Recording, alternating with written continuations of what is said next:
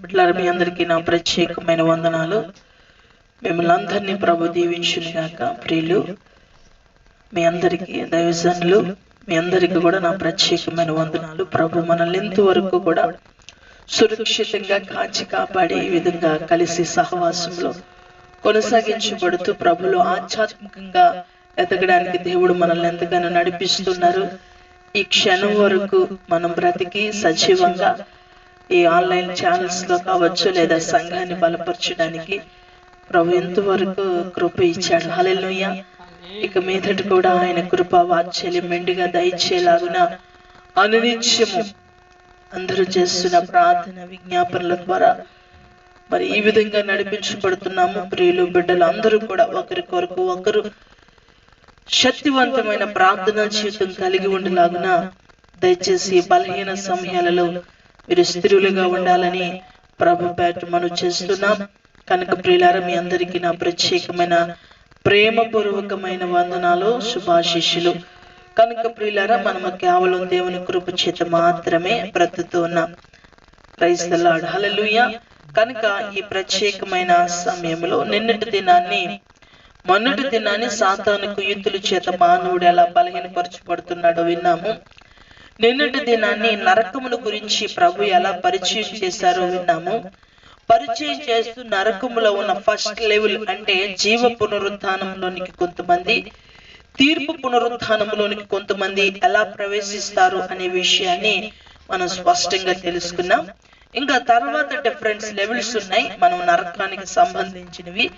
ఎందుకు ఈ ప్రస్తుత పరిస్థితుల్లో దీని గురించి మీకు అవగాహన అంటే, ఈ చాలా భయంకరమైనటువంటి పరిస్థితులు సంభవిస్తున్నాయి కనుక మరి ఎంతో మంది ప్రియులు, ఎంతో మంది బంధువులు, స్నేహితులు, రక్త సంబంధికులు వారు నిద్రించారు. ఎందుకంటే అనేక మంది తీర్పు పునరుత్థానంలోనికి వెళ్ళాలి. కానీ మనం వెళ్ళవలసింది జీవ పునరుత్థానంలోనికి వెళ్ళాలి. అప్పుడే సురక్షితము, క్షేమము, మేలుకరము. కనుక ప్రియులారా, మనము నేర్చుకున్నటువంటి పాఠములను బట్టి మనము మన కుటుంబాలను స్థిరులుగా ఉంచుకోవడానికి ఉపయోగపడుతుంది. కనుక ఇప్పుడు ఈ పూట ఈ ఉపదేశం మనం అనునిత్యము సిద్ధంగా ఉంటూ మన భయంకరమైన నరక సంబంధమైన జీవితాలను విడిపించాలని, అటువంటి జీవితాలలో బందీ అయిపోయి అలాంటి పరిస్థితుల్లో బానిసలుగా జీవిస్తున్న వారిని మనము ప్రార్థన రూపముగా విజ్ఞాపన ద్వారా వారందరినీ కూడా రక్షించుటకు దేవుడు మనకిచ్చిన భారమును బట్టి దయచేసి ప్రతి ఒక్కరూ కూడా భారభరితమైన ప్రార్థనా జీవితం కలిగి ఉండులాగున ఇంతవరకు కూడా ప్రభు నడిపించారు.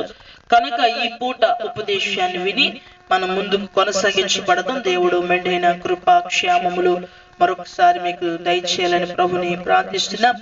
నిన్నటి దినాన్ని మనము ఏడెస్ అనే ప్రాంతం గురించి మనం చదువుకున్నాం. నరకం యొక్క డిఫరెంట్ లెవెల్స్ లో మనము నరకమును గురించి ప్రభు పరిచయం చేస్తూ నరకం అనగా ఏమి అనేటువంటి విషయాన్ని తెలుసుకుని, ఏడెస్ అనే ప్రాంతం గురించి మనం తెలుసుకున్నాం. అది ఎలాగా, అది ఏమిటి, అది మనము దాని గురించినటువంటి వివరణ మరి డౌన్లోడ్ చేయబడి యూట్యూబ్ ఛానల్లో ఉంది. పాతాళము చెర అనగా ఏమిటి, అక్కడికి నుంచి ప్రభు ఎలాగా మృతులను విమోచించారు అనేటువంటి విషయాన్ని, అక్కడ ఒక విభాగం గురించి మనం చదువుకున్నాం, దాన్ని విన్నాం. మరొక విభాగం గురించి, ఈ రెండవ విభాగం ఇది నరకమును గురించి మనకు తెలియచేస్తా ఉంది.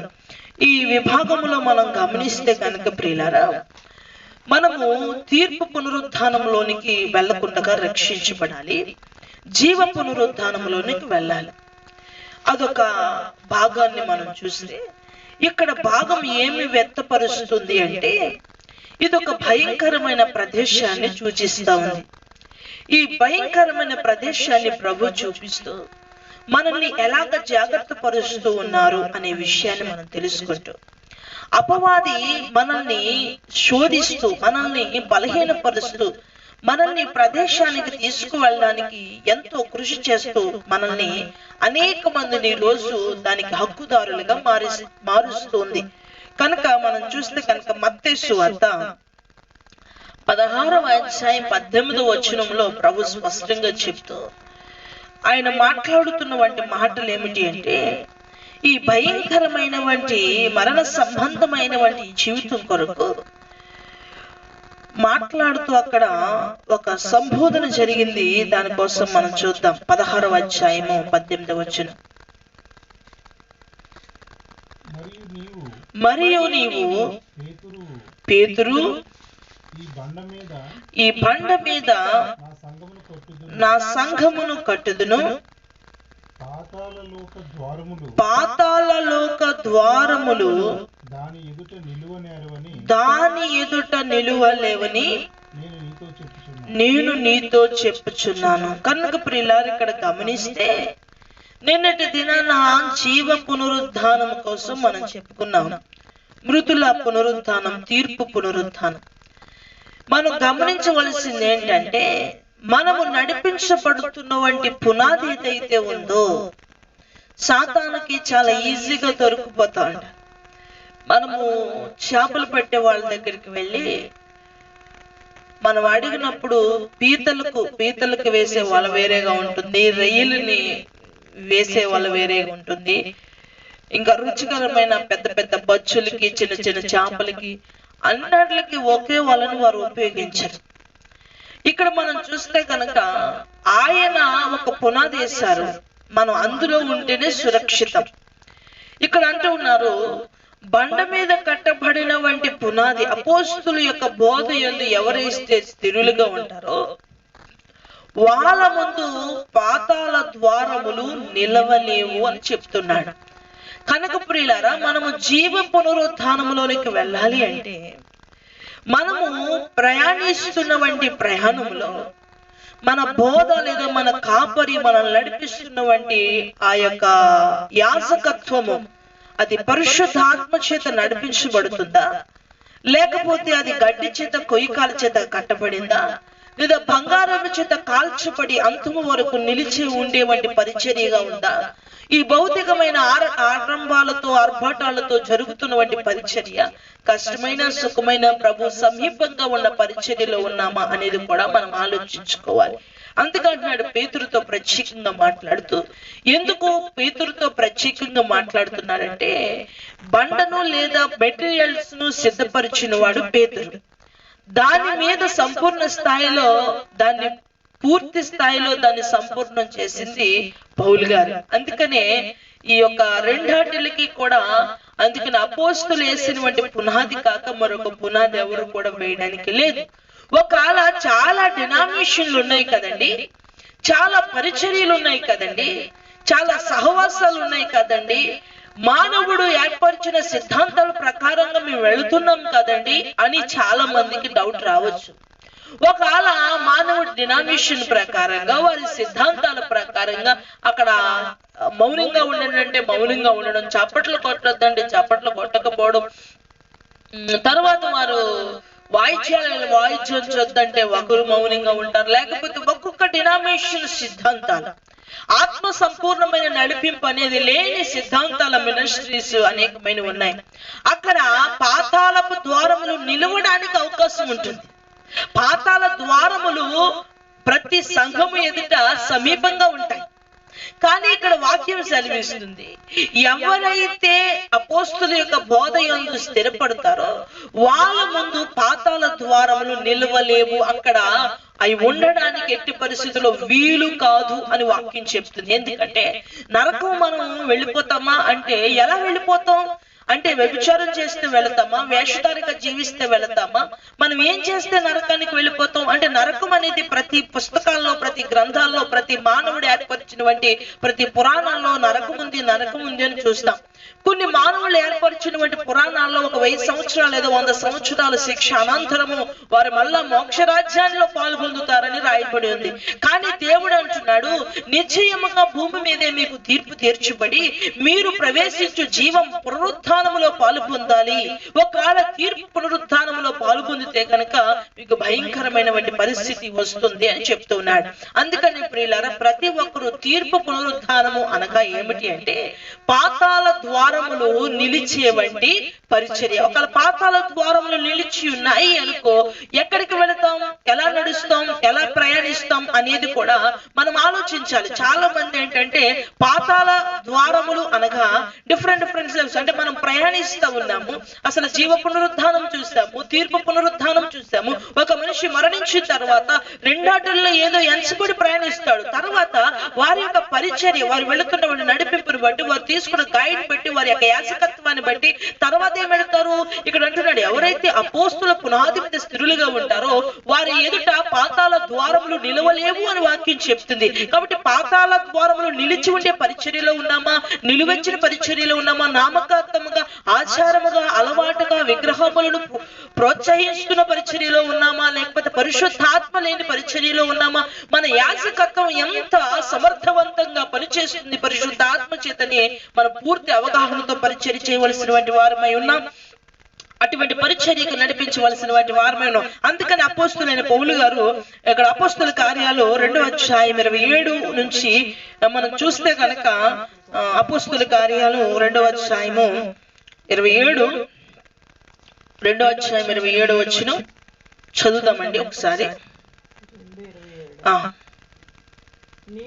నీవు నా ఆత్మను పాతాళములో విడిచిపెట్టవు, నీ పరిశుద్ధిని కుళ్ళు పట్టనీయవు, నాకు జీవ మార్గములు తెలిపితివి. నిన్నటి దినాన్ని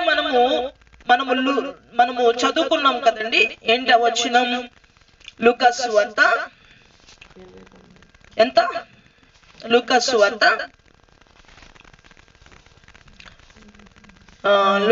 సువార్త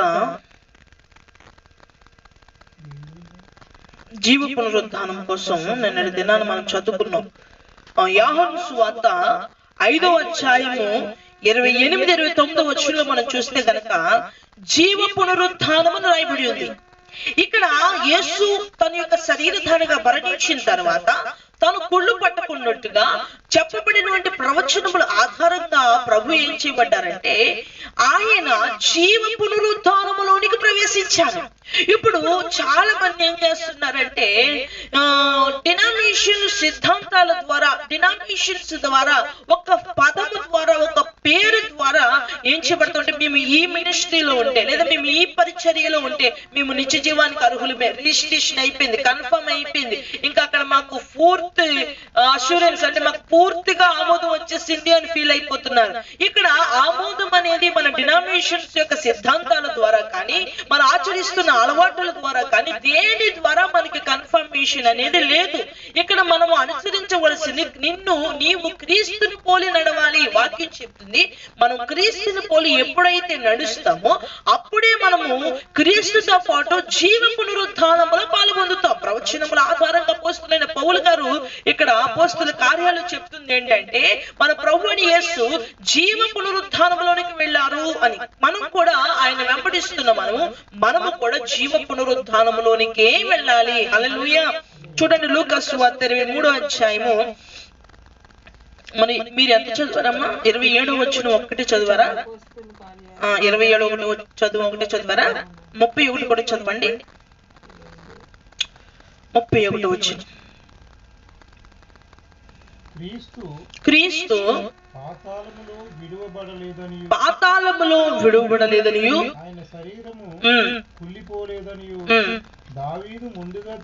చూడండి, ఇక్కడ మనము ఫస్ట్ మత్తయి సువార్త 16-18 చదివినప్పుడు మీ ముందు పాతాళ ద్వారములు నిలువలేవు అన్నది. అంటే మీరు ఇంకా పాతాళ ద్వారములు అంటే క్రీస్తుతో పాటు మనం చెలిపి లేచాం, మళ్ళీ మన పాతాళకు సంబంధించి లేదా ఆ యొక్క చెర సంబంధించినటువంటి విభాగం అనేది క్లోజ్ అయిపోయింది కనుక ఇంకా మనం ప్రభుని వెంబడిస్తూ, ప్రభుని మనం క్రమముగా నడిపిస్తూ, ఆయన యొక్క పద్ధతుల్లో ఆయన నేర్పిస్తున్న పరిశుద్ధాత్మ దేవుని యొక్క గైడెన్స్ లో వెళ్ళిపోతూ ఉంటే కనుక మనం ఎక్కడికి నడుచుకు వెళతామంటే డైరెక్ట్ గా మనము క్రీస్తు ఎక్కడికైతే మనల్ని పునాది వేశారో, ఎక్కడికైతే నడిపించాలనుకున్నారో ఆ జీవ పునరుద్ధానంలోనికి వెళ్ళిపోతాం. అదనమాట.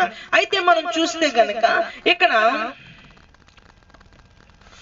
ఇక్కడ మనం చూస్తే ఈ భాగం ఏంటంటే ఎవరైతే క్రీస్తు పరిశుద్ధాత్మ చేత గైడ్ చేయబడతారో వాళ్ళని ఇంకా పాతాళ ద్వారములు ఆపలేవు.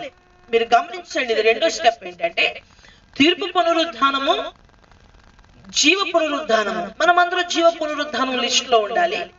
ఇక్కడ మనం చూస్తే కనుక ఎవరైతే పరిశుద్ధాత్మ చేత నడిపించబడతారో వాళ్ళని పాతాళ ద్వారములు ఆపలేవు. ఇంకెందుకంటే అడ్డుగా ఉండడానికి వీల్లేదు, ఎందుకంటే వాళ్ళకి అర్హత లేదు. ఎందుకంటే క్రీస్తును అనుసరిస్తూ పరిశుద్ధాత్మ చేత గైడ్ చేయబడుతున్నారు కనుక వీళ్ళు డైరెక్ట్ గా వీళ్ళు ఏం చేయబడతారంటే పాతాళ ద్వారములు ఇంకా వారిని ఆపలేవు. వాళ్ళని ఆపడానికి వారి నడిపించబడింది, వారి స్థిరపరచబడింది అపోస్తులేసినటువంటి పునాది మీద. అందుకంటాడు పేతురు, నువ్వు నా బండి మీద నువ్వు కడుతున్నావు, ఈ బండ మీద ఎవరైతే కట్టబడతారో ఈ బండ మీద కట్టబడిన వారి ఎదుట పాతాళ ద్వారములు నిలవలేవు అంటున్నాడు. అంటే ఇక్కడ మరలా మనల్ని బంధించడానికి కానీ, ఇక్కడ మరలా మనల్ని ఒక ప్రదేశంలో తీసుకెళ్ళడానికి కానీ ఎవరికి అర్హత లేదనమాట. అందుకనే మనం పరిశుద్ధాత్మ గైడెన్స్ లో వెళ్ళగలిగితేనే మనము జీవ పునరుద్ధానంలోనికి ప్రవేశిస్తాం.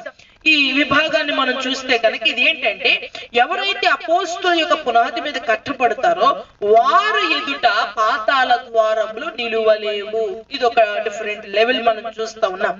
తర్వాత మనం చూస్తే కనుక మనందరికీ కూడా చాలా ఆశ్చర్యకరమైనటువంటి ప్రదేశం, అందరూ కూడా తలంచుకుంటున్నటువంటి ప్రదేశం, అందరికీ ఐడెంటిటీ కలిగినటువంటి ప్రదేశం ఏంటంటే చాలా మందికి నరకం అనగానే అగ్ని లేదా గంధకాలు లేదంటే మనుషులు ఏడుపు ఇవే కనిపిస్తాయి. అసలు జీవ పునరుద్ధానం తెలియదు. తర్వాత తీర్పు పునరుద్ధానం అంటే మనము లేపబడిన తర్వాత కొంతమంది తీర్పుకు వెళతారని, కొంతమంది జీవానికి ప్రవేశిస్తారని.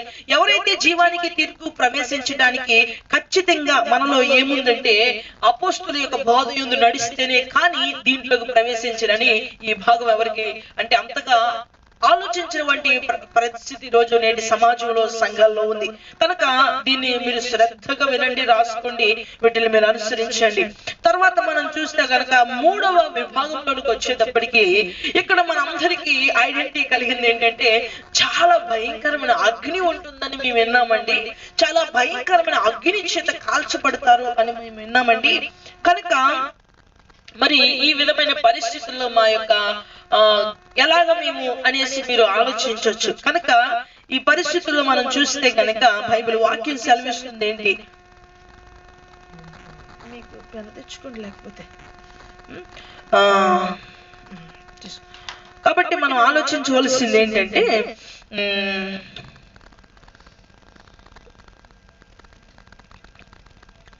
లూకాసు వార్త 16వ అధ్యాయం మొదటి వచనాన్ని ఒకసారి చదవగా విందాం.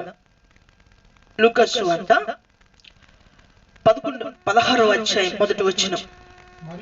మరియు ఆయన తన శిష్యులతో ఇట్లనెను, ఒక ధనవంతుని యొద్ద ఒక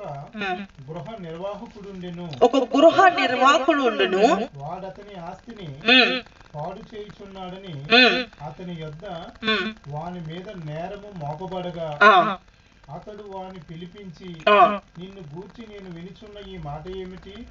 నీ గృహ నిర్వాహకత్వపు లెక్క అప్పగించుము, నీవు ఇక మీదట గృహ నిర్వాహకుడివై ఉండవల్ల కాదని వానితో చెప్పాను. చూడండి, ఆ గృహ నిర్వాహకుడు తనలో తాను, నా యజమానుడు ఈ గృహ నిర్వాహకత్వపు పనిలో నుండి నన్ను తీసివేయును గనుక నేను ఏమి చేతును? త్రవ్వలేను, భిక్షమెత్త సిగ్గుపరుచున్నాను. నన్ను ఈ గృహ నిర్వాహకత్వపు పని నుండి తొలగించినప్పుడు వారు నన్ను తమ ఇండ్లలోనికి చేర్చుకున్నట్లు ఏమి చేయవలనో నాకు తెలియననుకుని తన యజమానుని రుణస్థులలో ఒక్కొక్కని పిలిపించి, నీవు నా యజమానునికి ఎంత అచ్చి ఉన్నావని మొదటి వారిని. ఇక్కడ మనం చూస్తే గనక ప్రతి ఒక్కరూ తన యజమానునికి లెక్క అప్పగించాలి. ఇక్కడ మనకి దేవుడు ఉపమాన రూపంగా దేన్ని ప్రజెంట్ చేస్తున్నారంటే ఒకానొక సమయంలో యజమానుడు లెక్క అడుగుతాడు అనేది మనకి తెలియజేస్తున్నాడు. ఎందరైతే తీర్పు పునరుద్ధానంలోనికి ప్రవేశిస్తారో మరణించిన తర్వాత ఈ తీర్పు పునరుద్ధానంలోనికి వెళ్ళిన వారందరూ కూడా ఖచ్చితంగా లెక్క అప్పగించాలి. యజమానుడు అడిగిన వంటి నీ భార్యను నీకు ఇచ్చాను, నీ భార్యను ఎంతవరకు చూసుకున్నావు, ఎంతవరకు నడిపించగలిగావు, నీకు భర్తను ఇచ్చాను, నీ భర్తను ఎంతవరకు నడిపించు, నీకు బిడ్డలను ఇచ్చాను, నీ బిడ్డలు ఎంతవరకు గైడ్ చేస్తావు, నీకు ఒక అద్భుతమైన సంఘాన్ని ఇచ్చాను, నీ సంఘ బిడ్డలు ఎంతవరకు సమర్థవంతంగా నడిపించావు, నీకు ఒక సొసైటీలో ఒక గుర్తింపు ఇచ్చాను, నువ్వు ఎలాగ నడుచుకున్నావు, ప్రతి దానికోసం ప్రజెంటేషన్ ఇవ్వాల్సినటువంటి పరిస్థితి అక్కడ ఏర్పాటు అవుతుంది. సరే, మరి తీర్పు పునరుద్ధానంలో ఈ సంఘటన జరుగుతూ ఉండగానే మనము 2 తిమోతికి రాసిన 2 పేతురు రాసిన పత్రిక 4వ అధ్యాయము 2వ అధ్యాయం 4వ వచనం, 2 తిమోతికి రాసినటువంటి పేతురుకు రాసినటువంటి పత్రిక 2 పేతురు రాసిన పత్రిక 2వ అధ్యాయము 4వ వచనం, 2వ అధ్యాయము 4వ వచనం. దేవదూతలు పాపము చేసినప్పుడు దేవుడు వారిని విడిచిపెట్టక కటిక చీకటి గల బిలములోనికి తోసి తీర్పుకు కావలిలో ఉంచబడుటకు వారిని అప్పగించు. ఇక్కడ మనం చూస్తే ప్రియులారా, ఇక్కడ మనం చూసే వంటి విభాగంలో చాలా చక్కగా ప్రతి ఒక్కరు కూడా అర్థమయ్యేది ఏంటంటే, చాలా మంది ఏమనుకుంటారంటే ఈ కటిక చీకటి గల బిలము ఎవరి కోసం సృష్టించబడింది అంటే భీకరమైన చీకటి. ఈ భీకరమైన చీకటి దేవునికి విరోధంగా పాపం చేసి దేవునికి విరోధంగా దోషులైనటువంటి వారు తీర్పుకు కావలిలో ఉండుటకై దేవుడు ఏం చేశాడంటే కటిక చీకటి గల బిలమును ఉంచాడు. ఈ కటిక చీకటి గల బిలముకు వెళ్ళి వంటి వారు ఎవరంటే తీర్పుకు కావలిలో ఉన్నవారు. ఇప్పుడు తీర్పు పునరుద్ధానములోనికి వెళ్ళి వారందరూ కటిక చీకటి గల బిలములోనికి వెళతారు. మీరందరూ గుర్తుంచుకోండి, తీర్పు పునరుద్ధానములోనికి మీరు మర్చిపోవద్దు. యోహాను సువార్త అక్కడ రాయబడి ఉంది 5వ అధ్యాయము 29వ వచనం. తీర్పు పునరుద్ధానము, జీవ పునరుద్ధానం. ఎందరైతే తీర్పు పునరుద్ధానంలోనికి వెళతారో అంటే తీర్పుకు కావలిలో ఉంచబడడానికి వెళతారో, తీర్పు పునరుద్ధానం అంటే తీర్పు తీర్చేంత వరకు ఒక ప్రదేశంలోకి వెళ్ళాలి. అందువల్ల ఇక్కడ మనం చూస్తే కనుక ఈ ప్రదేశం అనేది మన కొరకు తయారు చేయబడింది కాదు. చాలా మంది అంటారు దేవుడు ఇలా తయారు చేశాడండి, నరకాన్ని తయారు చేశాడా, కటిక చీకటి గల బిలమును తయారు చేశాడా, మనుషులు బాధ పెట్టడానికి శిక్షలు విధులు తయారు చేశాడా? లేదు.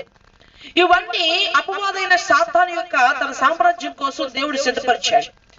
ఒకవేళ ఎవరైతే అపవాది యొక్క సామ్రాజ్యానికి అపవాదికి సపోర్ట్ చేస్తారో, దాన్ని నెరవేరుస్తారో, దానితో సహవాసం చేస్తారో, అట్టి వారు అట్టి పిల్లలందరూ కూడా వాటి దగ్గరికి వెళతారు. అందుకనే అసలు నరకం ఎందుకు తయారు చేయబడుతున్న విషయాన్ని మనం చూసినప్పుడు మత్తయి సువార్త 25వ అధ్యాయము 41వ వచనంలో స్పష్టమైన వంటి వివరణ ప్రభు ఇచ్చారు. ఒకసారి చదువుతామండి.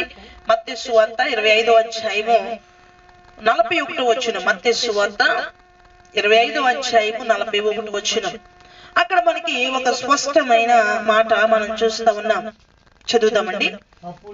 అప్పుడైనా ఎడమ వైపు ఉండు వారిని చూచి శపింపబడిన వారులారా, నన్ను విడిచి అపవాదికిని వారి దూతలకును సిద్ధపరచబడిన నిత్యాగ్నిలోనికి పోవుడి అన్నాడు. ఇక్కడ 2 డిఫరెంట్ వర్డ్స్ మనం చూస్తా ఉన్నాం.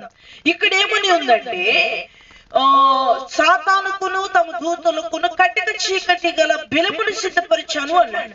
మనం అది దాన్ని మనం చదివితే మరొక మాట ఏమంటున్నాడంటే ఇక్కడ శపించబడిన వారులారా, అపవాదికి తన యొక్క సామ్రాజ్యానికి నేను ఒక సిద్ధపరచబడిన వంటి అగ్నిలోనికి మీరు వెళ్ళిపోండి అంటున్నాడు. అంటే మనము అపవాదికి సపోర్ట్ చేస్తే ఇక్కడ అపవాదికి తీర్పు తీర్చబడిన తర్వాత నెక్స్ట్ లెవెల్ ఏంటంటే అగ్ని.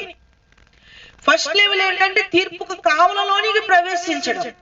ఈ దేవదూతలు ఏం చేయబడ్డారంటే ఈ అపరాధం చేసి దేవునికి విరోధంగా ఉన్నవారు తీర్పుకు కావలలో ఉంచబడ్డారు. కానీ దేవుడు ఇక్కడ డైరెక్ట్ గా చెప్తున్నాడు.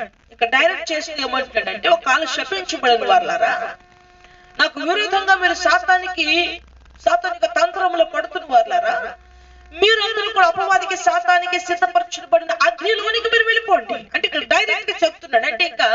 అంటే తీర్పు ఉంది, కానీ వాళ్ళకి ప్రొవైడ్ చేయబడింది ఏది అనేది స్పష్టంగా చెప్తూ మీకు అగ్ని అనేది మీకు ప్రొవైడ్ చేయబడుతుంది అనేది ఇక్కడ చెప్తున్నాడు. కనుక ప్రియులారా, మనం శాపం చేత ఉండకూడదు.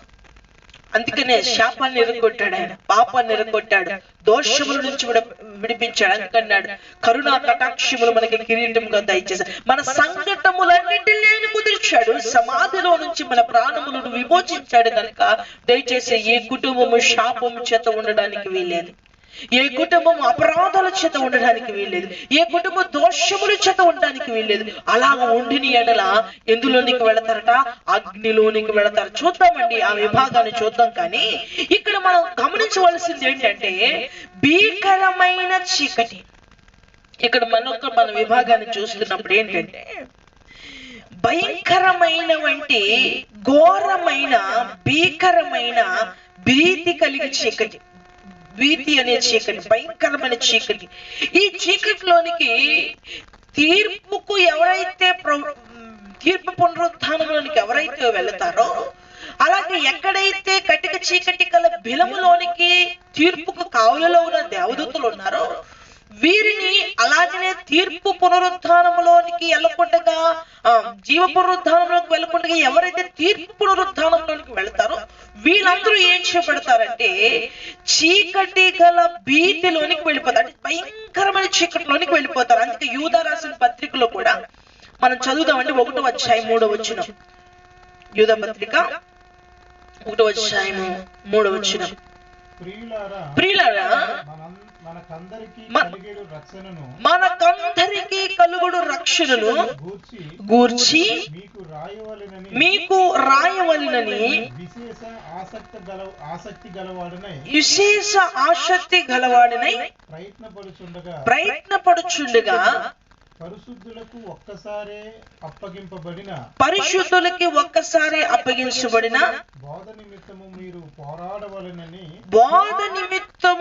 పోరాడవలెనని మిమ్మల్ని వేడుకొనుచు మీకు రాయవలసి వచ్చింది. చూడు 13వ వచనం చదవండి.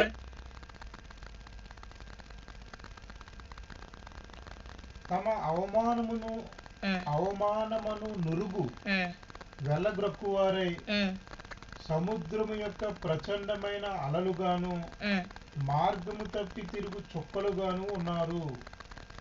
వారి కొరకు గాఢాంధకారము, చూడండి, వారి కొరకు గాఢాంధకారము నిరంతరము భద్రము చేయబడినది. ఈ కటిక చీకటి గల బిలము, ఈ గాఢాంధకారము అంటే అంధకారము, చీకటి ప్రీతి, ఇంకా భయంకరమైన చీకటి ఎవరికటండి?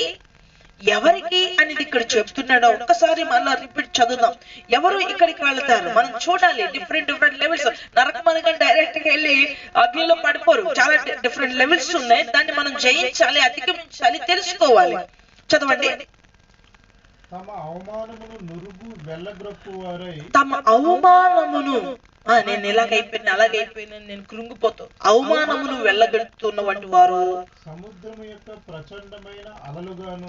సముద్రం యొక్క ప్రచండమైన అలలు అంటే ఎగిసి పడిపోతూ భావోద్వేగాల చేత, కోపాల చేత, కుట్రల చేత, మోసాల చేత, ఇంకా వాడు చూస్తే అమ్మో వాడు పట్టుకోలేకపోతున్నాం, వాడు అసలు వాడిని ఎవరు పట్టుకోలేకపోతున్నారా, ఆడు అసలు ఏ ఉందరా ఆడి జీవితం, అయ్యి బాబు ఆడికి దేవుడు వచ్చి చెప్పినా వినడు అంటారు చూసారా. ఇలాంటి వారికి వచ్చే పరిస్థితి అనమాట అండి. సముద్రం అలల్ని ఎవరు ఆపగలరని ఎగిసిపడుతూ వాళ్ళు ఎగిసిపడుతూ అలాంటి వారికి కలిగే దుస్థితి తర్వాత చెప్తున్నాడు. చూడండి, చదవండి. మార్గము తప్పి తిరుగు చుక్కలుగాను. చూడండి, మార్గము తెప్పు చుక్కలు అంటే మార్గం, నిర్ణయించబడిన మార్గము, సిద్ధపరచబడినటువంటి మార్గాన్ని తప్పి ఎందరైతే తొలగి నడుస్తున్నారో వాళ్ళందరికీ నటండి ఒక భీకరమైన చీకటి, అగాధము వారి కోసమట భద్రపరచబడి ఉన్నది.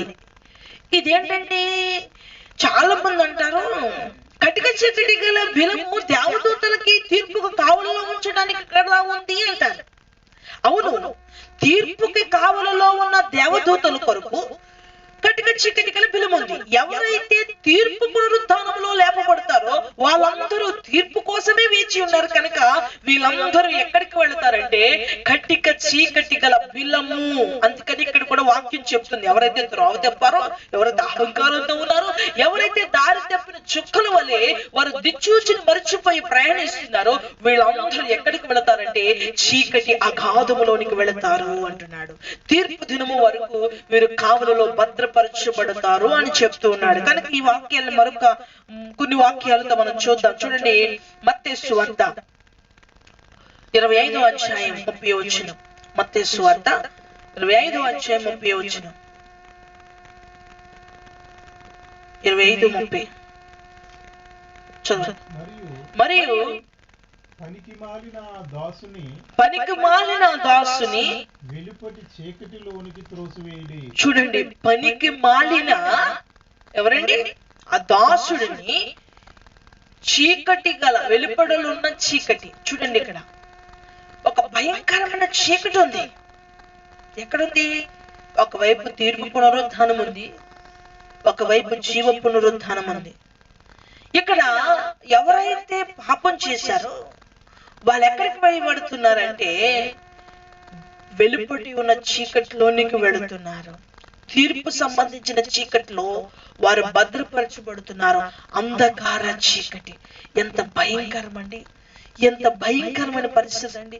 తీర్పు తీర్చేంత వరకు ఇప్పుడు చాలా మంది ఏం చేస్తారంటే నరకం చూసామండి అంటారు. నరకం నీకు డిస్ప్లే చేస్తున్నారు, అక్కడ జరగట్లే. నరకం ఎలా ఉందో నీకు ఎలా ఉంటుందో మీకు ఒక ప్రజెంటేషన్, ఒక డిస్ప్లే ఆయన ఒక కళతో ఒక స్వప్నంతో రూపంగా నీకు ఇస్తున్నారు తప్ప నరకం ఇప్పుడు అక్కడ సిద్ధపరచబడి అమలు చేయబడట్లా. అది మరి గమనించండి ప్రియులారా. చూడండి మరొక వచనం 8:12 8వ అధ్యాయం 12వ వచనం. మత్తయి సువార్త 8:12 8:12 చదవండి. రాజ్య సంబంధులు వెలుపటి చీకటిలోనికి తోయబడుదురు.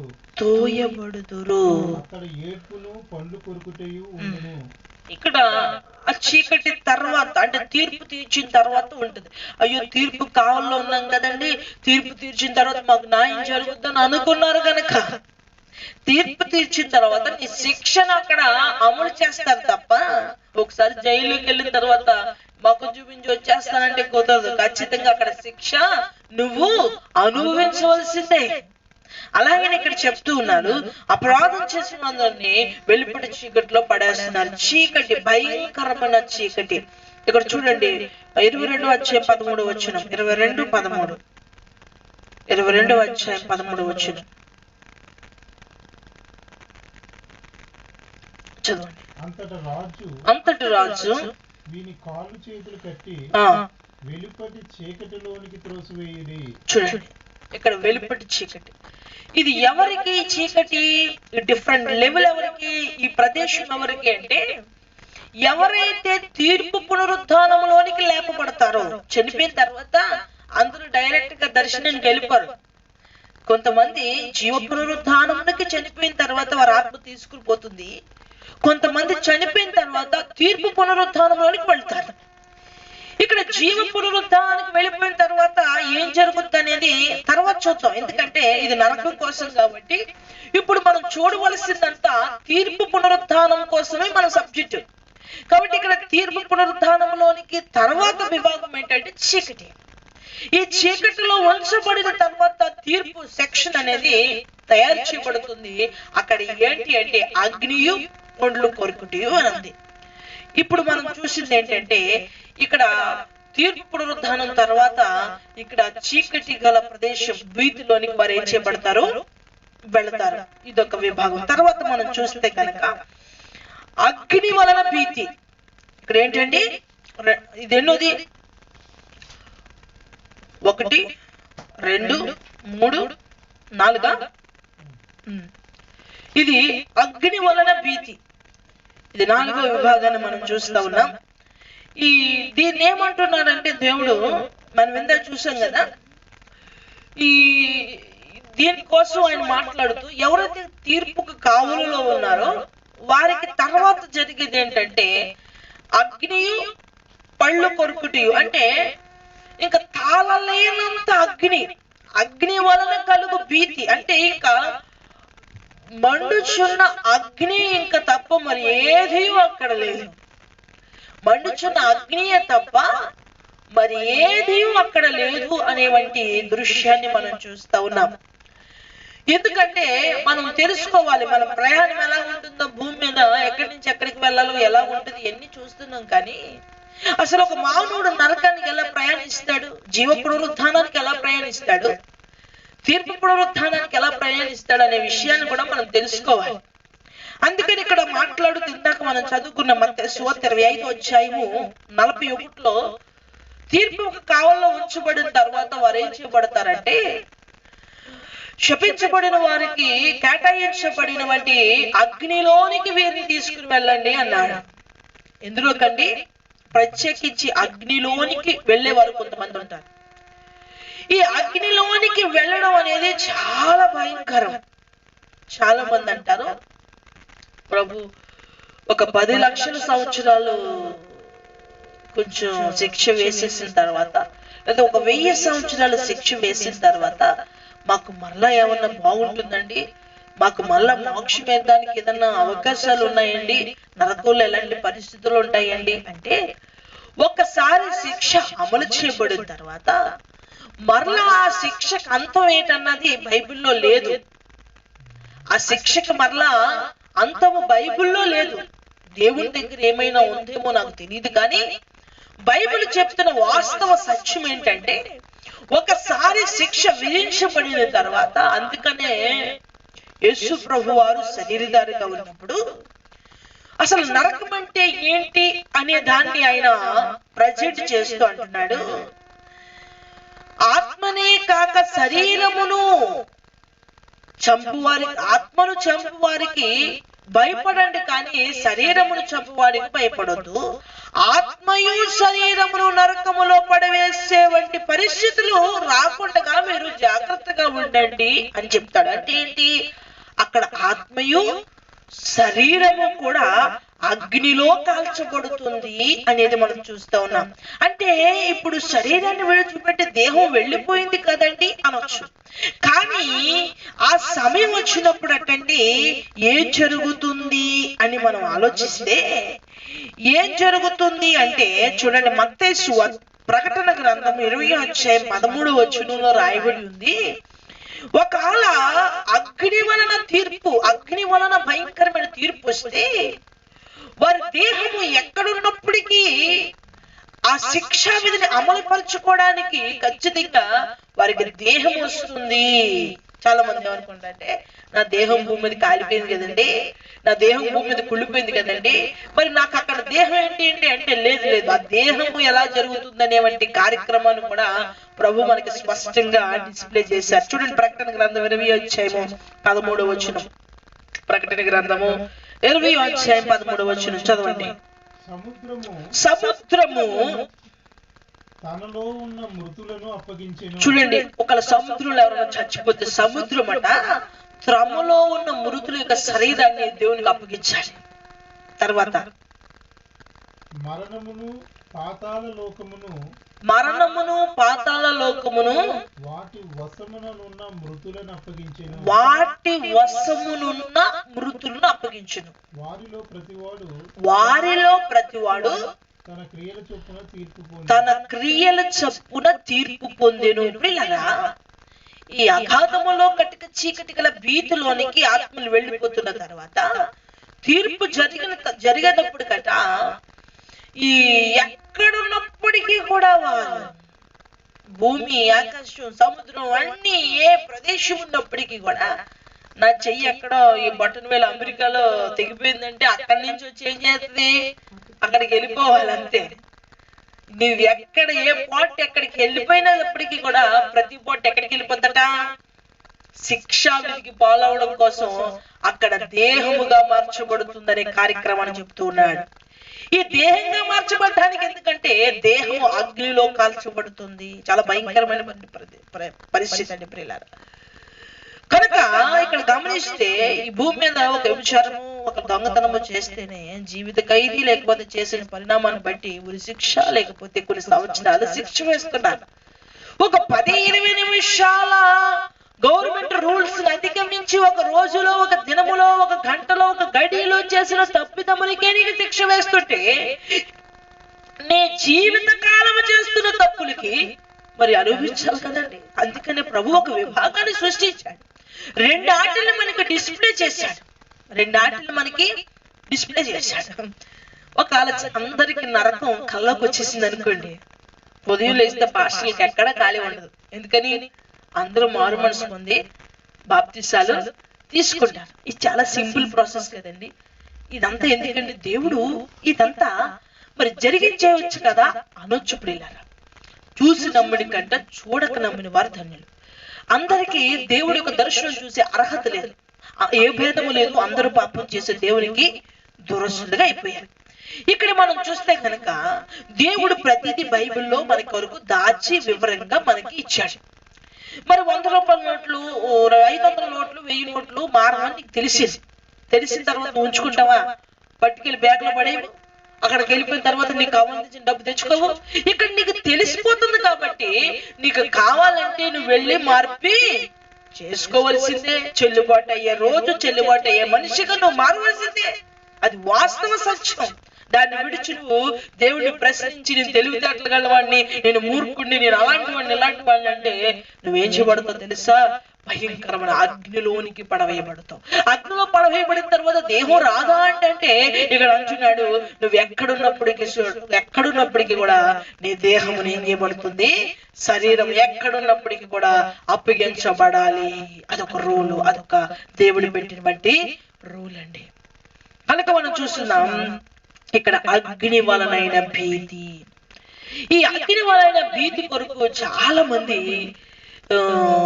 పరిశోధించామని, ఒక లోపల భయంకరమైన అగ్ని ఉందని, అక్కడికి మెషిన్స్ వెళ్తుంటే కాలిపోతున్నాయని, అక్కడ ఒక సౌండ్ సిస్టమ్ పంపించాము, అక్కడ సౌండ్స్ ని క్యాష్ చేసాము, అక్కడ సౌండ్స్ మేము ఇలాగిన్నాము అలాగిన్నాము అని చెప్పి చాలా మంది ఏం చేస్తున్నారంటే రికార్డింగ్స్ వినిపించారు. తర్వాత కొన్ని ప్లేసెస్ చూపించారు.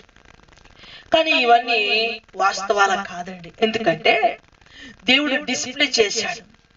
ప్రియులారా, నరకం ఎక్కడుందనేది ఎవరికి తెలియదు. కిందుందా, పైన ఉందా, ఎక్కడుందా ఎవరికి తెలియదు.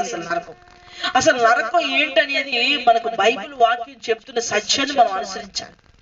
ఖచ్చితంగా చాలా మంది పరిశోధించి ఏం చేశారంటే, అసలు పరిశోధించింది ఒక్కటైతే ఈరోజు పబ్లిష్ చేస్తున్నది ఒకటి. మీరు ఇంగ్లీష్ లో మీకు అన్ని తెలుసుంటే మీరు చూడొచ్చు.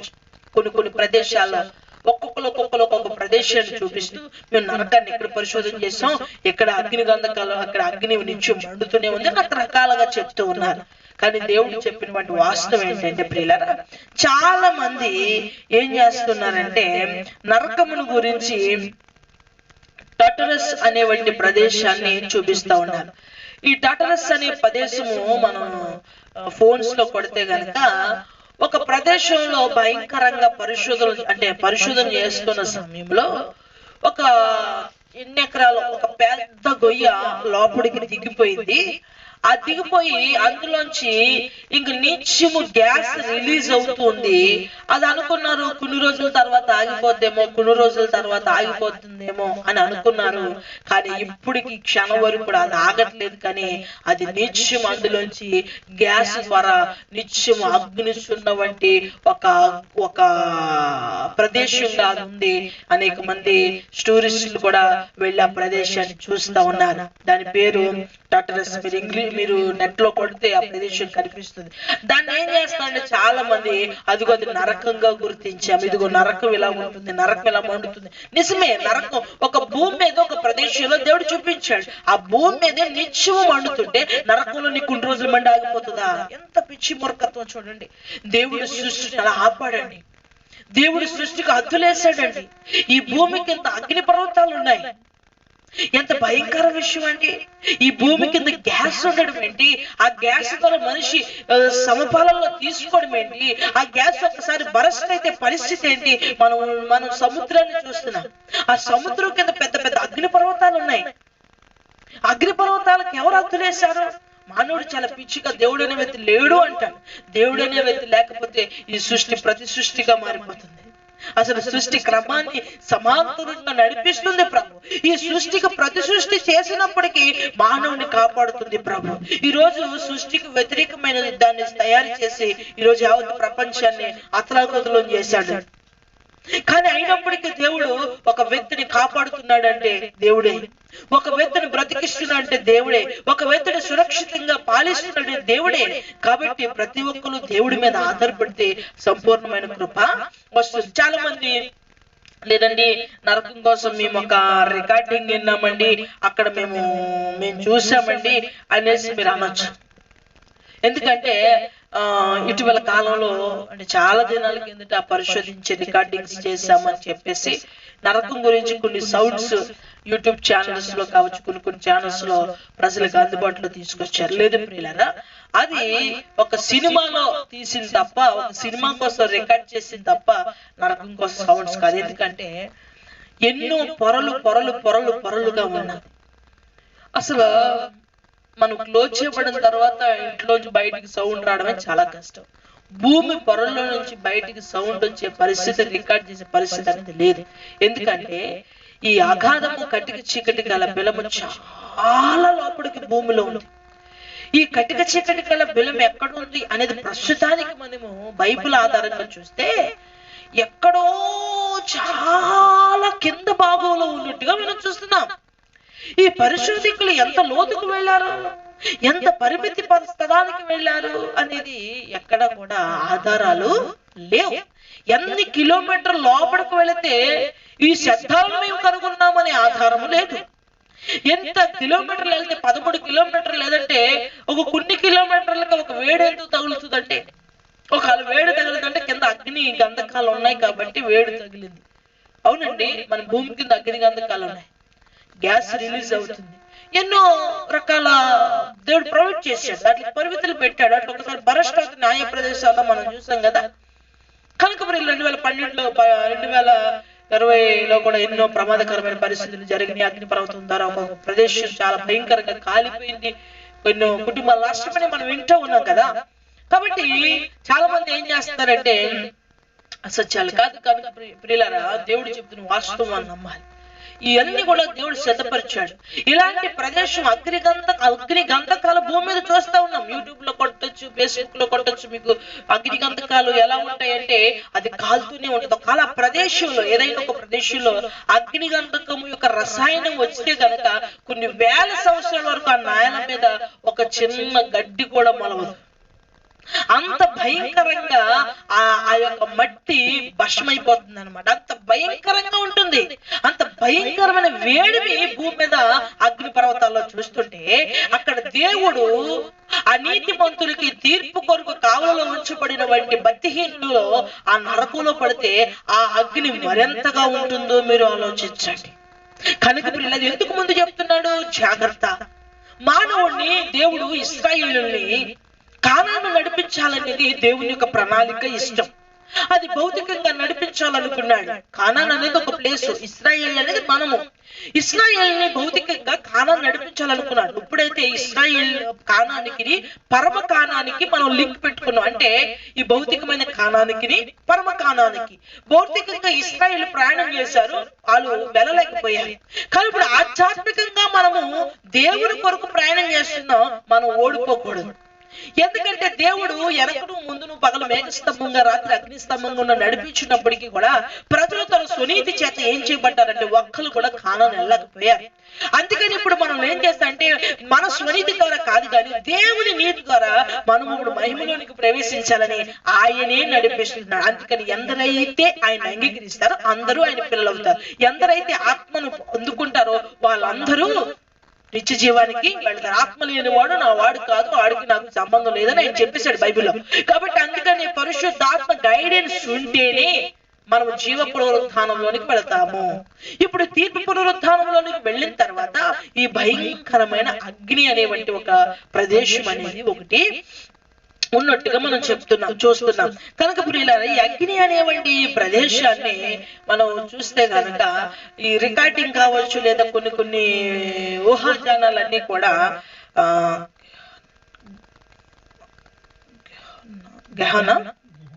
గెహన అనేవంటి మూవీలో నుంచి, అంటే నాకు ఏమీ తెలియదు, దేవుడు చెప్తే రాసుకున్నాయి. కానీ ఎందుకంటే మనకి పరిశోధించడం తెలీదు, రాసుకోవడం తెలీదు. నా యొక్క బుక్స్ చూస్తే మీరే ఆశ్చర్యపడిపోతారు. ఎందుకంటే నేను అన్ని అలా ఆనవాలుగా రాసుకుని మీకు చెప్తున్నాను. ఎందుకంటే మీకు తెలియాలని నేను చూపిస్తాను తప్ప నేను ఏదో పరిశోధన చేసేసి ఏదో మీకు అన్ని చెప్పేస్తున్నానని మీరు అనుకోకండి పిల్లరా. ఎందుకంటే నా డైరీని మీరు పర్సనల్ గా వచ్చి కూడా పరిశోధించండి.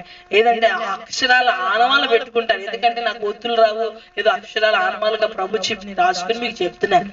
కాబట్టి ఇది ఎక్కడి నుంచి తీసింది అంటే ఈ గహన అనేవంటి ఈ మూవీలో నుంచి కొన్ని సౌండ్స్ తీసి ఈ ఏం చేయబడ్డారంటే ఈ పరిస్థితిని క్రియేట్ చేశారు. కాబట్టి ఇప్పుడు ఇలా ఈ ఊహాజనాలు ఏమన్నా నమ్మకూడదు. అందుకంటాడు అంచనాలు, ఇదిగో ప్రభు అక్కడ ఉన్నాడు, అదిగో ప్రభు ఇక్కడ ఉన్నాడు అని చెప్తారట.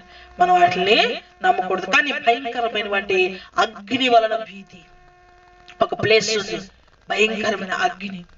ఆ అగ్ని ఎలాంటిదంటే ఆ అగ్నిలో పురుగు చావదు. అంటే మనం ఒక పురుగు ఒక వేడి నూట్లు వేస్తే బలబల మాడి బొగ్గైపోద్ది. అదే ఒక పురుగుని అగ్నిలో వేస్తే కాలిపోయి భస్మైపోద్ది, బూడిదైపోద్ది. కానీ ఈ అగ్నిలో అట మనిషి చావడట, కానీ కాలుతూనే ఉంటాడట. ఎంత భయంకరమైన పరిస్థితి అండి. కొంతమంది క్రైస్తవ డినామినేషన్ ఏం చేస్తున్నారంటే ఒక 1000 సంవత్సరాలు 100 సంవత్సరాలు శిక్షణ అనుభవించిన తర్వాత మళ్ళా మేము నిత్య జీవానికి వెళ్ళిపోతాం అంటున్నాడు. అలాగైతే దేవుడు ఏమి చెప్పవసరం లేదు. పదండ్రా మీరు అందరూ ఒక 1000 సంవత్సరాల శిక్షణ అనుభవిస్తాను నా దగ్గరికి వచ్చేయండి అని చెప్తే ఇంక ఇదంతా ఆయన రాసుకోవడం ఎందుకు? మానవుడు ఏం చేస్తున్నాడంటే రాంగ్ ట్రీట్మెంట్ చేస్తున్నాడు. ఒక అతను పైపు సర్జరీ అంటే గుండె ఆపరేషన్ చేయించుకున్నాడు. ఆపరేషన్ చేయించుకున్నప్పుడు ఏం చేశారంటే, అయ్యా నువ్వు ఇప్పుడు వరకు మందు తాగావు, ఇప్పుడు వరకు ఇష్టసారిగా తినేసావు, కొవ్వు పదార్థాలు తినేసావు, స్వీట్స్ తినేసావు, రకరకాలు ఏమి తినేసావు, కొవ్వు ఎక్కువైపోయింది, గుండెకి ఆపరేషన్ చేసావు. మరి ఇక మీదట నువ్వు చాలా జాగ్రత్తగా ఉండాలి, లిమిటెడ్ గా తిండి తినాలి, లిమిటెడ్ గా నువ్వు ఏదైనా తాగుడు మానేయాలి అని చెప్పుకొచ్చాడు. ఇతను చాలా చాలా జాగ్రత్తగా ఏం చేస్తున్నాడంటే మెయింటైన్ చేస్తున్నాడు. మెయింటైన్ చేస్తున్న సమయంలో సడన్ గా మరొక డాక్టర్ గారు, చాలా గొప్ప డాక్టర్ గారు ఎదురయ్యారు. ఎదురైన తర్వాత, సార్ నేను బైపాస్ సర్జరీ చేయించుకున్నాను, ఎలా ఉంది, నాకు హెల్త్ ఎలా ఉంది ఏంటి అని అడిగినప్పుడు, ఆయన చాలా బాగా మెయింటైన్ చేస్తాం, చాలా హెల్తీగా, చాలా బాగుంది, చాలా బాగా మెయింటైన్ చేస్తాం, చాలా ఆరోగ్యవంతంగా ఉన్నా, మంచిది, అలాగే ఉండు అన్నాడు. అవునయ్యా, నేను మీరు చెప్పినట్టుగానే మా డాక్టర్ గారు ఎవరైతే ఆపరేషన్ చేశారో ఆ డాక్టర్ గారు చెప్పినట్టుగానే నేను తినడం మానేసండి, ఎలా ఉండమంటే అలాగే ఉంటున్నానండి అన్నాడు. అరే ఆవిడ చెప్పడరా, ఏం పర్లా, మనకు ఆపరేషన్ అయినా కొంచెం కొంచెం కొంచెం కొంచెం తీసుకొచ్చి అని చెప్పాడు.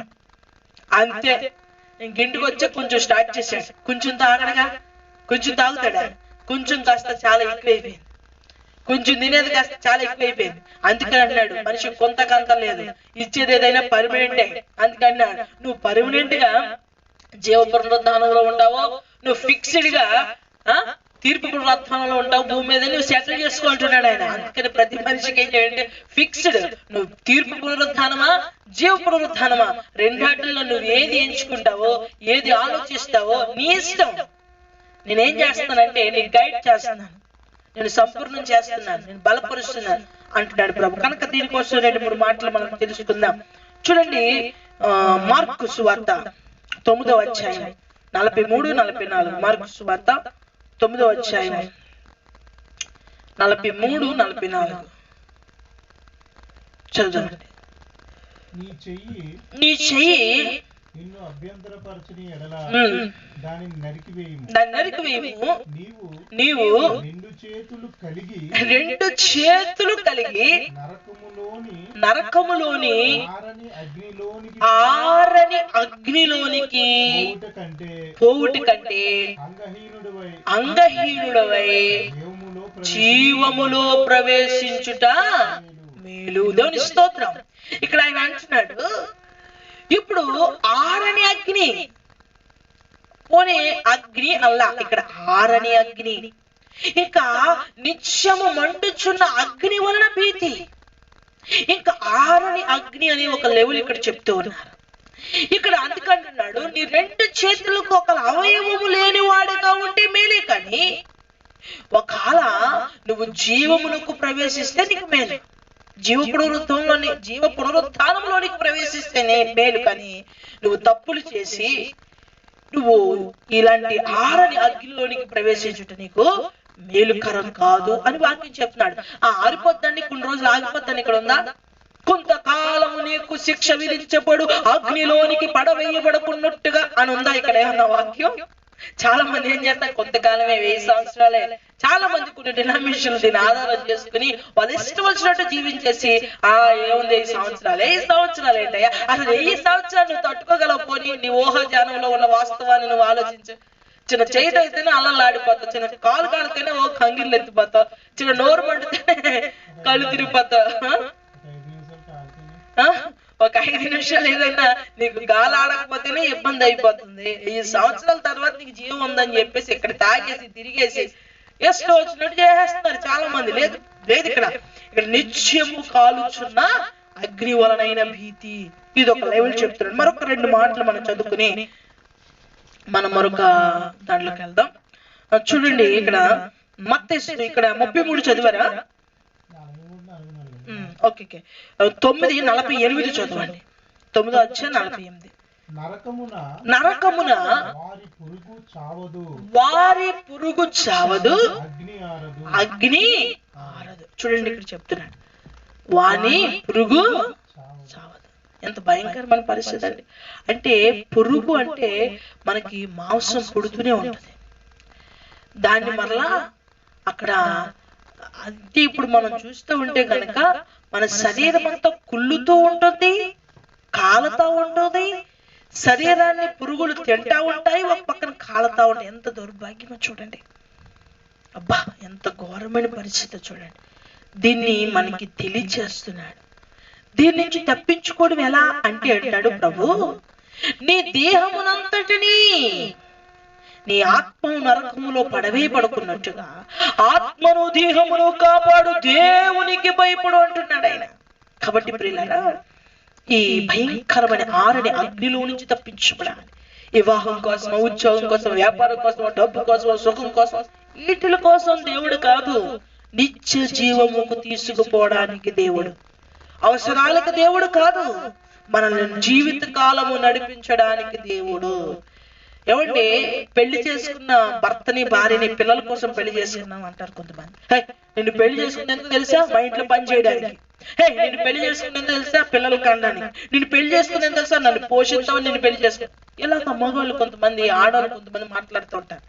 ఇప్పుడు దేవుడి దగ్గరికి వెళ్ళి, దేవుడు నువ్వు వెళుతావని నమ్ముకున్నాను, నేను వెళ్ళేవని పో అంటాడు ఆయన.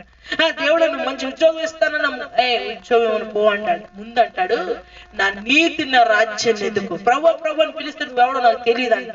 కానీ ప్రాథమికంగా మనం ప్రభుని అడగడానికి వెళ్ళకూడదు. ఆయన నీతి ఏంటి, ఆయన రాజ్యం ఏంటి, ఆయన స్థాపన ఏంటి, ఆయన ఉద్దేశం ఏంటి తెలుసుకుని మేము వెళ్తే అవన్నీ మనకు ప్రొవైడ్ చేయబడతాయి. అవన్నీ ఆటోమేటిక్ గా ఒత్తిచ్చేస్తాయి. ఒకసారి పెళ్లి చేసుకున్న తర్వాత వాడుకున్న ఆస్తి కావచ్చు, వాడుకున్న హోదా కావచ్చు, వాడి అన్ని కూడా ఒక వ్యక్తిని పెళ్లి చేసుకున్న తర్వాత ఆయనకున్న వ్యవదాసి సంబంధించి నీకు హక్కు వస్తుందా రాదా? అది తప్ప నువ్వు నీకు ఇల్లు ఇస్తావా, నేను పెళ్లి చేసుకుంటాను, నువ్వు అన్నం పెడతావా, నువ్వు నిన్ను పెళ్లి చేసుకుంటావు, అన్ని అగ్రిమెంట్ రాసుకుని పెళ్లి చేసుకుంటారా? కాదు కదా. అవన్నీ అడిగితే నువ్వేం పెళ్ళాను రా బాబా, నువ్వేం పెళ్ళి, అన్నం పెడతదా అని అడిగి పెళ్లి చేసుకుంటుంది అని అంటారు. ఇప్పుడు దేవుడు కూడా ఇలాగే ఉంది పరిస్థితి. కనుక ప్రియులారా, ప్రకటన గ్రంథము 21, ప్రకటన గ్రంథము 21:8, 21:8,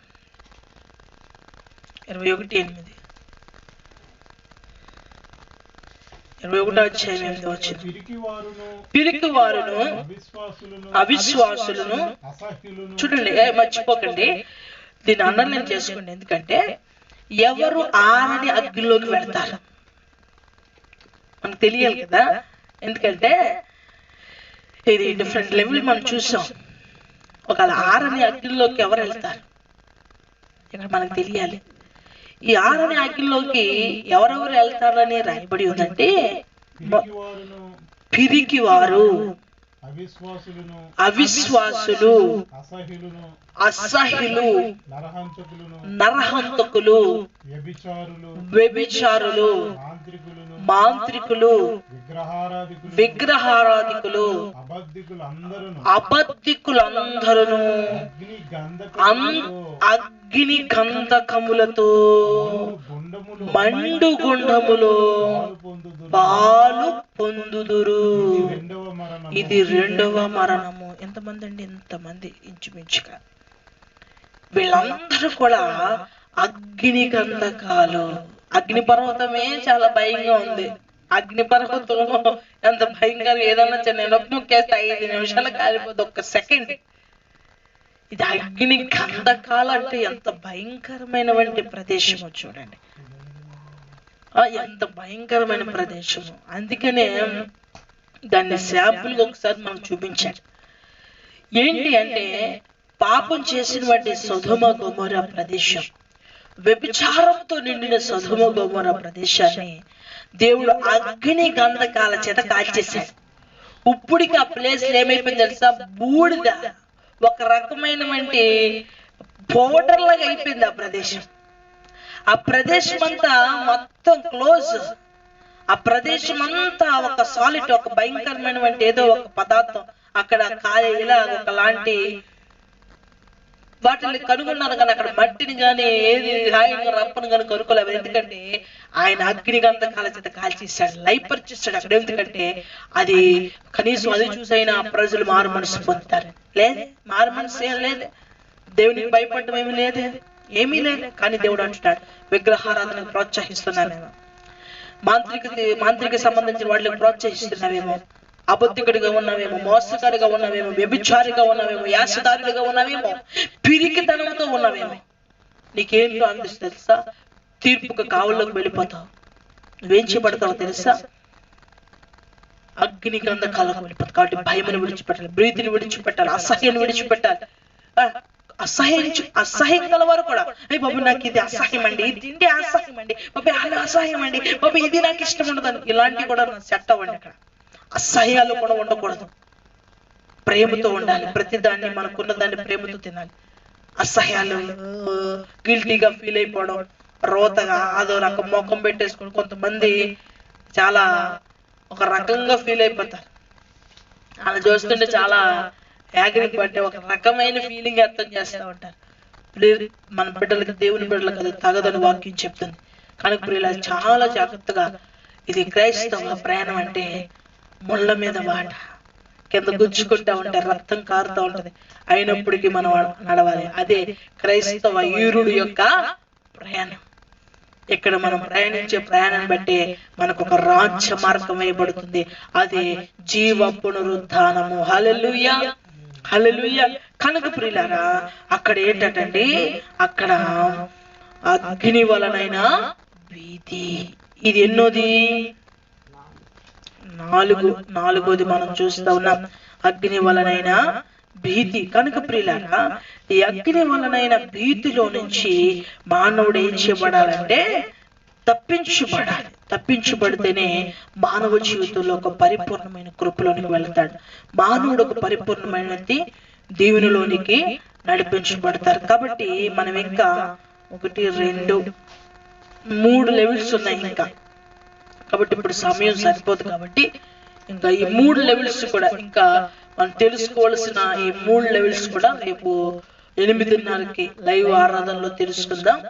తెలుసుకున్న తర్వాత ఈ భాగాలను బట్టి మీరు ప్రార్థన జీవితంలో ఎదుగుతూ ఉండండి. ప్రస్తుత ఆధ్యాత్మిక మన స్థితిలో మనం ఆధారపడవలసిన ఏంటి అనేది తర్వాత ప్రభు నాడు కూడా మీకు తెలియజేస్తూ ఉంటాను. కనుక ప్రియులారా, దయచేసి భయంకరమైనటువంటి ప్రదేశంలోనికి మనం వెళ్ళకూడదు. మనం చాలా జాగ్రత్తగా ఉండాలి. ఎందుకంటే మనం జీవం కలిగిన దేవుణ్ణి ఆరాధిస్తున్నాం.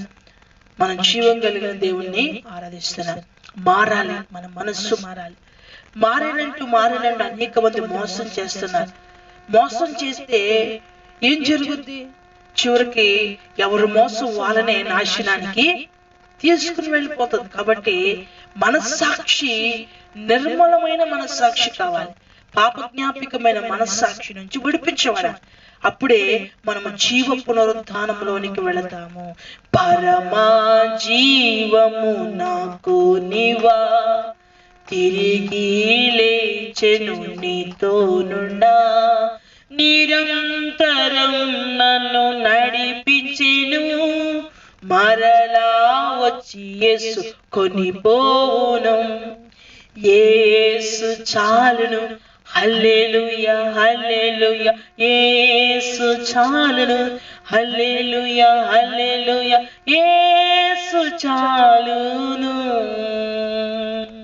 నరులెల్లరూ నన్ను విడిచినను, శరీరము కుళ్ళి కృషించినను, హరించినను నా ఐశ్వర్యం, విరోధి వలె నన్ను విడిచినను, యేసు చాలును, హల్లెలూయా, యేసు చాలును. యేసు ఎందుకు చాలు? పరమా జీవం మనకి ఇవ్వడం కోసం కావాలి. ఎన్ని కోల్పోయినప్పటికీ కూడా ఈ పాటలో ఉన్న అర్థం మీరు ఎప్పుడైనా గమనించారా? కాబట్టి మనం పరమా జీవం పొందుకుంటేనే నాశన పాత్రుడు సాతాను నుంచి మనం తప్పించబడతాం. గమనించండి ప్రియులారా. కనుక పరమా జీవం నాకు ఇవ్వ, మనం తిరిగి లేచి ప్రభుతో ఉండాలి. హల్లెలూయా హల్లెలూయా. అట్టి కృపాక్షేమం మనకు అనుగ్రహించబడలాగున రేపు 3 లెవెల్స్ ఉన్నాయి, వాటిని చక్కగా రేపు మనం వివరించుకుందాం. ప్రభు మనతో మాట్లాడేలాగున దయచేసి వినండి. ఇది అప్లోడ్ చేసి యూట్యూబ్ లో కూడా పెడుతూ జరుగుతుంది. మీరు ఎవరికైనా షేర్ చేయండి, ఎందుకంటే తెలియచేయడం కోసమే, మీకు ఇబ్బంది ఏం కాదు. మీరు వినండి, అదే ప్రారంభంలో ముగింపులో వినొద్దు, సంపూర్ణంగా వినండి. ఆధ్యాత్మికంగా బలపరచబడండి, అనేకులను బలపరచండి. ఈ సత్యం నేను నీకు చెప్పేది కాదు, ఇది ప్రభు బయలుపరిచినటువంటి మాటలు. కనుక ప్రభు ఈ మాటలు వీళ్ళందరిలో ఫలించులాగున దేవుడు మీకు సహాయం దయచేయను గాక. ఆమేన్. ప్రార్థన చేసుకుందాం. కళ్ళు మూసుకోండి. దేవుడు మిమ్మల్ని మెండుగా దీవించును గాక. ఆమేన్. మహాపురుషుడా, ప్రేమ కలిగిన తండ్రి, కృప కలిగిన ప్రభువా, ఈ ప్రత్యేకమైన సమయంలో బిడ్డలను మీ చేతులకు సమర్పణ చేస్తున్నాను. బిడ్డలు మీకు అప్పగిస్తున్నాను.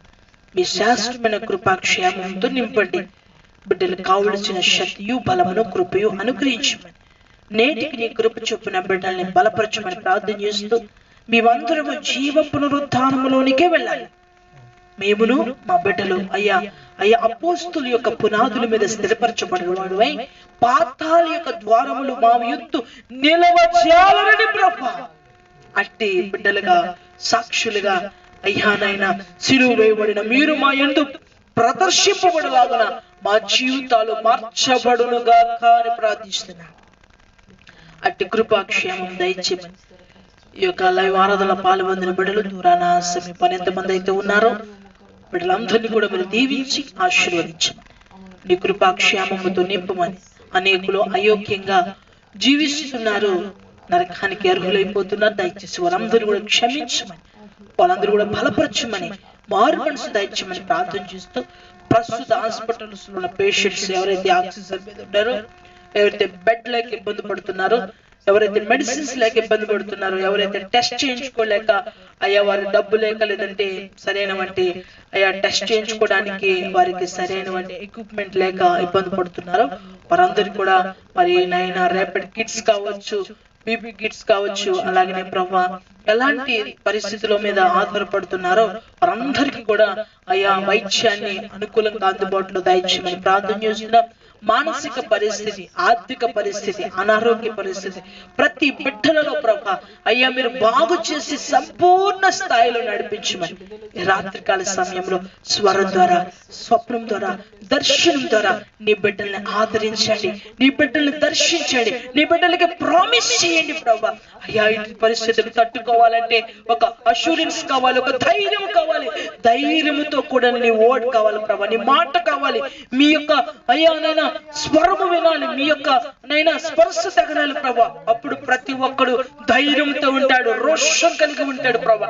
అట్టి కృపాక్షేమము ప్రతి బిడ్డకి దయచేయమని యేసు నామములో బిడ్డలందరినీ మీ చేతులకు అప్పగించుకుంటూ అడిగి వేడుకొనిచున్నాను నా ప్రియ పరలోకపు తండ్రి, ఆమేన్. యేసు రక్తమే చేయి, ప్రభు యేసు రక్తమే చేయి, ప్రభు యేసు రక్తం సంపూర్ణ విషయం అపవాది కనుక నాశనం కలుగును గాక, ఆమేన్. ప్రభు యేసుక్రీస్తు వారి కృప, పరిశుద్ధాత్మ దేవుని యొక్క అన్యోన్య సహవాసం సరే బిడ్డలకును ప్రియులకును సకల పరిశుద్ధులకు సదా అందరికీ కూడా సర్వత్ర సంఘములకు తోడే ప్రభు నడిపించును గాక, ఆమేన్.